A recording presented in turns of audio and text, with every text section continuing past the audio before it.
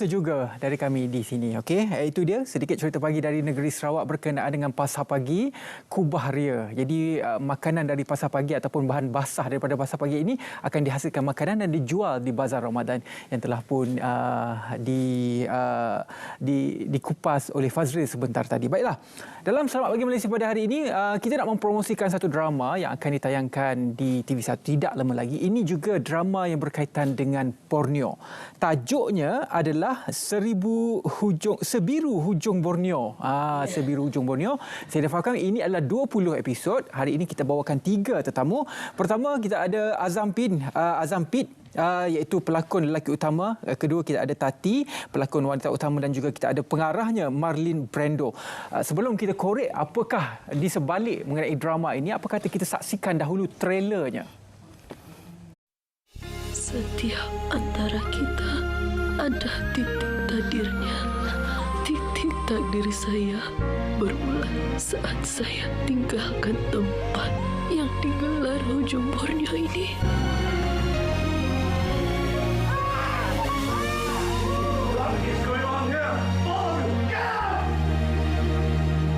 Dan ini bukan kamu yang punya.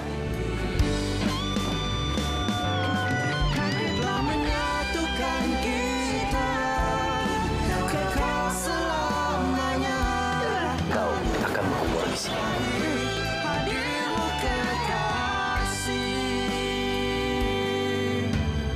Titik takdir yang berliku dan misteri, tapi akhirnya menjadi indah. Sebiru Hujung Borneo.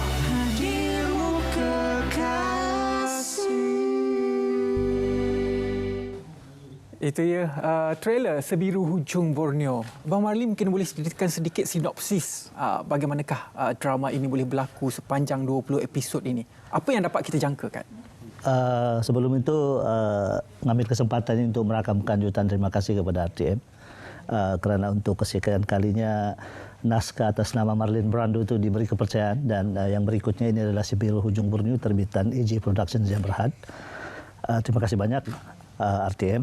Dan untuk Sebiru Hujung Borneo ini, Sebiru Hujung Borneo itu adalah metafor kepada segala konflik di dalam drama ini yang akhirnya menjadi indah, seperti birunya Hujung Borneo. Hujung Borneo ini simpang Mengayau yang kita ketahui terletak di Kudat dan menjadi salah satu tanda Sabak lah.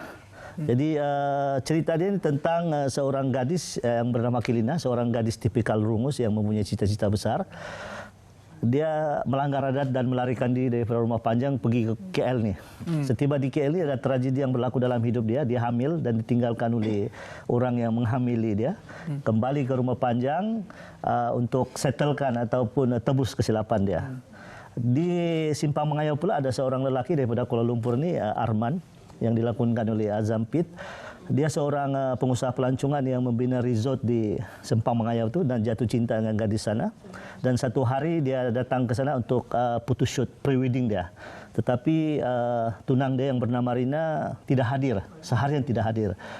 Jadi dalam keadaan stres, dia keluar daripada Simpang Mengayau itu untuk mencari di mana Rina berada, dan dia tersesat jalan, tembus ke rumah panjang tadi, dan dia terperangkap di situ kerana disangka oleh keluarga Kilina Arman itu adalah suami kepada Kilina yang sudah hamil, tetapi tidak diketahui siapa yang hamilkan dia kerana lelaki itu yang dilakonkan oleh Sabi Sadi sudah melarikan diri. Jadi segala konflik bermula di situ, dan kedua-dua watak ini mereka syarat dengan konflik yang menolak ceritanya hingga ke penamat lah.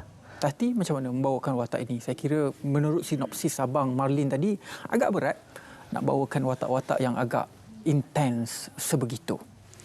Bagi saya memegang watak sebagai Kilina ni memang berat jugalah, sebab dia mengikutkan emosi.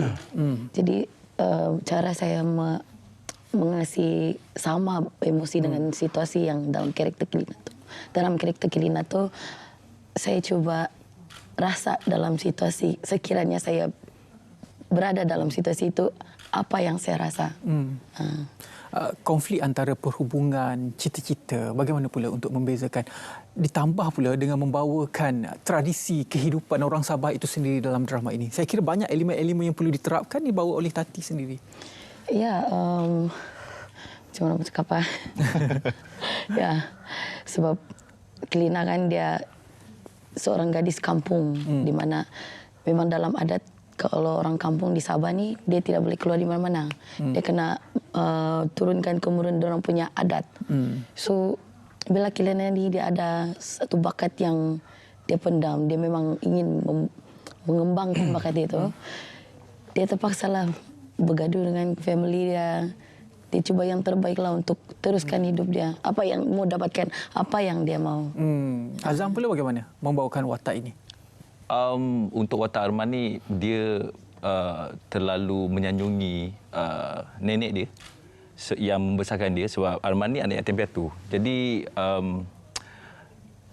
itu antara juga punca yang terjadinya konflik dalam cerita ni. Sebab bila ibu dia, which is nenek dia, minta sesuatu, Arman ni susah untuk mengatakan tidak. Jadi dia kadang-kadang terpaksa buat benda tu untuk menipu sebenarnya. Tapi dia tak tahu apa benda yang dia buat tu, efek dia besar sebenarnya dalam berlarutan. Dan one more thing untuk Tati, dia dalam cerita ni macam saya sendiri, bukan orang Sabah. Macam Tati, dia memegang watak perempuan rungus. At the same time, ada benda, adat orang rungus yang saya baru tahu juga. Seperti kena denda itu, Ya, bang. ya, Kan? Dia berbeza setiap suku kaum di sana. Ya, Perbezaan ini besar ataupun bagaimana? Besar sebab itu adalah adat turun-temurun dari nenek moyang kita. Abang Marlin macam mana membawa adat-adat ini masuk ke dalam drama ini? Okey, salah satu konflik besar dalam drama ini ialah bagaimana sebuah rumah panjang yang dihuni oleh Gindaram, iaitu bapa kepada Kelina bersama keluarganya, dan ini adalah keluarga yang masih berpegang teguh kepada adat istiadat kaum rungus. Masih tinggal di rumah panjang, sedangkan kaum-kaum lain yang ada di hujung Borneo itu sudah moden ya. Tetapi Gindaram ni bapa kepada Kelina begitu kuat. Jadi dalam keadaan begitu, Kelina ini ada bakat besar, iaitu sangat berbakat. Dia ini bintang kudat. Jadi bapa dia memang tidak suka dengan apa yang Kelina inginkan, dan akhirnya dia ditunangkan dengan sepupu dia, dan Kelina mengambil keputusan untuk melarikan diri daripada rumah panjang itu. Jadi satu keadaan yang penghinaan dan juga satu tamparan hebat kepada Gindaram, macam-macam lah dan kemunculan Arman juga satu perkara yang melanggar adat juga, kerana akhirnya mereka ini tidak ada apa-apa hubungan seperti suami isteri dan sebagainya, yang mana kita tunjukkan di situ satu adat yang dinamakan sogit bagi istilah Sabah lah. Maksudnya sogit ini maksudnya kalau kita melanggar pantang larang apa-apakah, sesuatu hukuman tradisi itu akan dikenakan kepada kita. Dan drama ini juga tentang titik takdir sebenarnya. Titik takdir, kerana kadang-kadang kita dalam kehidupan kita kita rasa sesuatu kejadian itu kebetulan, tetapi sebenarnya bukan kebetulan. Seperti mana yang kita tunjuk dalam drama ini, Acang Arman, apa yang berlaku pada dia sebenarnya membawa pertemuan dengan Kelina dan menolak kepada satu perkara yang besar di hadapan. Rupanya Arman ini ditakdirkan untuk menyelamatkan Simpang Mengayau itu, kerana Simpang Mengayau itu adalah satu kawasan tanah adat yang mau dikuasai oleh kumpulan ataupun golongan kapitalis yang mau merampas tanah adat untuk dijadikan pusat komersial lah di situ. Jadi pertemuan Arman dengan Kelina itu bukanlah semata-mata pertemuan biasa, tetapi rupanya ada yang tersirat. Macam Kelina juga dia kembali ke rumah panjang setelah dihamili oleh teman lelaki dia, juga ada sebab dia. Jadi sebenarnya pertemuan Arman dengan Kelina di rumah panjang itu adalah satu benda yang mereka berpura-pura setiap hari. Kerana hanya Arman yang boleh selamatkan Kelina daripada dipancung oleh bapa dia, dan hanya Kelina yang boleh selamatkan Arman daripada diketahui oleh nenek dia bahawa dia tidak jadi kahwin. Okay. Selain mereka berdua juga, ada juga watak-watak yang telah pun dilakonkan oleh pelakon-pelakon legenda. Ya, ya. Kita ada Ibu Fauziah Naqvi, Ya. Datuk Jalaluddin Hassan. Ya. Bagaimana bekerjasama dengan mereka? Okey, alhamdulillah saya merasa sangat besar hati dan sebenarnya dalam diam saya gugup apabila berhadapan dengan pelakon besar yang kita sangat hormati, legend yang berbahagia Datuk Haji Fauziah Naqvi dengan yang berbahagia Datuk Jalaluddin Hassan, ya. Dan kesudian mereka bekerja dalam naskah ini di luar dugaan saya, kerana kita kita hanya tidak ada nama kan, tapi mereka sudi bekerja dan kehadiran mereka dalam drama ini memberi impak yang sangat besar, bukan saja dari sudut menolak cerita itu, tetapi dari sudut karakteristik, kerana Ibu Fauziah sendiri membawakan watak yang punya twist, seorang nini yang membesarkan Arman daripada kecil hingga dewasa, kerana ibu bapa Arman ini terkorban dalam satu kemalangan di Mekah. Sementara Datuk Jalal pula yang memainkan peranan sebagai Datuk Umar juga ada twist dia, yang mana pada awalnya kita akan nampak dia jahat apa semua kan, tapi di hujungnya dia juga ada satu rahsia besar yang akhirnya mencantumkan, menyelesaikan konflik-konflik yang ada dalam drama. Jadi ringkas kata, kehadiran mereka memberi impak yang sangat besar dan memberi nilai tambah kepada drama ini. Dan saya secara pribadi merakamkan sangat-sangat setinggi terima kasih kepada Ibu Haja, Datuk dan Datuk Jalal. Tati, macam mana sparring dengan orang lama dalam industri? Inilah ni. Untuk kali pertama saya jumpa Otai kan orang bilang. Sebab saya pun baru juga dalam industri begini. Berapa tahun? Baru 5 tahun. Oh, 5 Dan ini adalah first time saya jadi heroin dalam drama 20 episod. Lepas itu saya berlakon lagi dengan orang-orang yang sudah berpengalaman lama dalam industri begini. Jadi saya rasa best lah. Sebab kenapa? Saya dapat dorang ikhlas mengajar saya benda-benda baru. Jadi itu yang buat saya senang mau bekerja dengan dorang. Okay. Dengan Azam sekali. Azam pula sebelum ini menyanyi, mengacara, sekarang berlakon. Banyak dalam bidang industri ini, Azam. Macam mana yang Azam rasa yang Azam momen tak dapat dilupakan sepanjang penggambaran drama ini? Saya lebih mementingkan teamwork.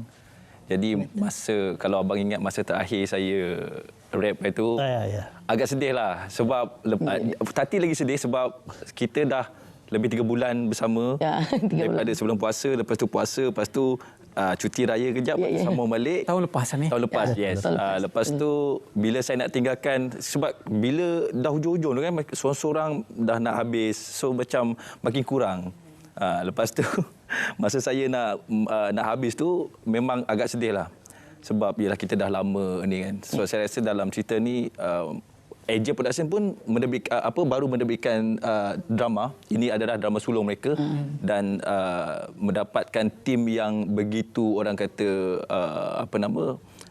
sangat mementingkan nilai toleransi sesama sendiri, sebab kita Sabah Sarawak kita bercampur, non-Muslim, Muslim pun sama-sama bekerja kan. Jadi macam jadi satu keluarga lah. Itu momen yang paling best sekali lah. Abang Marlin, antara naskah-naskah yang orang kata anak-anak sulung jugalah, yang paling tua. Apa harapan untuk melihat naskah sebegini boleh pergi lebih jauh dan dapat lagi produce untuk another naskah? Untuk diri saya, ini barangkali drama saya yang ketiga keempat lah begitu. Sebelum ni baru lah. Kira-kira baru. Dan saya mengambil kesempatan ini untuk merakamkan jutaan terima kasih kepada penerbit, iaitu Tuan Jasni Muhammad Yaakob dengan Puan Andi Hasmi, Datuk Haji Andi Yakin, yang memberi kepercayaan penuh untuk saya buat apa saja dalam drama ini. Termasuklah saya mau mendapatkan Datuk Jalal, Ibu Datuk Fauziah dan pelakon-pelakon lain seperti Dayang Arida, Sabi Sadi dan rakan-rakan di Sabah. Jadi harapan itu, saya harap drama ini bukan saja ditonton oleh orang-orang Sabah ataupun orang-orang Sarawak, tetapi juga dituntun oleh seluruh Malaysia, kerana ini adalah cerita Malaysia. Pertembungan dua karakter Kuala Lumpur dengan karakter Sabah itu bertemu dalam drama Si Biru Hujung Burung ini, tercipta satu konflik dan sehingga ke penamat dia lah. Jadi dia bukan cerita Sabah tapi Malaysia, dan insya-Allah kita janjikan pemandangan yang luar biasa, seperti mana yang diketahui bahawa Sabah itu cantik kan, dan kita bermanfaatlah dan seperti mana tajuknya Sebiru Hujung Borneo, memang keindahan Sempang Mangayau ataupun Hujung Borneo itu kita tunjukkan. Jadi penonton bukan saja menyaksikan satu cerita yang syarat dengan konflik yang menolak cerita, tapi keindahan Sabah, perkawinan Kuala Lumpur dan juga bumi cantik Sabah tu. Okey, jadi anda boleh saksikan menerusi TV OK, iaitu dari Isnin hingga Jumaat, saya difahamkan bermula 14 Mac 2024 sehingga 10 April 2024. Jadi pukul 9 malam anda boleh saksikannya di TV OK. Dia 28 hari bulan. Dah tukar. Dah tukar tarikh ya. 28 hari bulan. Okey. Tak mengapa, anda boleh saksikan bermula 28 hari bulan ini di TV OK bermula pukul 9 malam. 20 episod. Terima kasih banyak-banyak kepada ketiga-tiga tetamu. Terima kasih kepada Abang Marlin, terima kasih kepada Azam dan juga terima kasih kepada Tati kerana sudi berkongsi dengan kita semua berkenaan dengan drama 20 episod Sebiru Hujung Borneo. Kita berehat seketika.